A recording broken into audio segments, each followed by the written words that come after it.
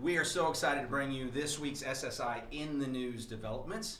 And I've got the incredible Chrissy Fay, her first SSI in the News development as we do this together. So I'm up first, and I am super excited to share an article about Hyperfine. They're an innovative med tech company out of Connecticut, the creator of Swoop. It's a first of its kind portable MRI scanner that received FDA approval in 2020. This device utilizes low-field magnets that are safe around patients and nearby equipment, and it allows the patients that are critically ill or possibly at risk if they were to be transported to still have an MRI. So rapid detection is vital to the successful treatment of strokes. Yeah. In a recent study, it showed that the Swoop MRI scanner was 96.6% accurate in spotting hemorrhagic stroke. So amazing. As 90% of the world doesn't have access to MRI systems, this creation helps increase access while lowering cost. So the article has an interview with David Scott, who's the president and CEO of Hyperfine, and he discusses the innovation, that recent study, and also how they're working to revolutionize healthcare. So I think you'll enjoy that article. Healthcare monitoring. Yes. Yeah, this has been a point of interest for some time, and obviously it's been creeping in joint venture capital exploding in that area the last 2 years. Yeah. Yep. In light of the recent years, obviously the pandemic has a lot to do with this, but there's more of a demand than ever. Read an article recently on fiercehealthcare.com where Best Buy's spent nearly $400 million to acquire remote patient monitoring technology.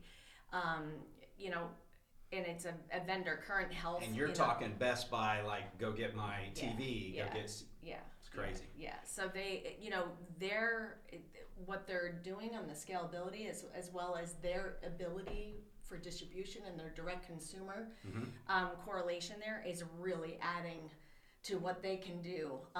And it's a huge thing, I think, for everybody, but for retail especially. Right. It gives us access. It just helps people in general. They have to change their model. Yeah. It's gonna really revolutionize the way people do things.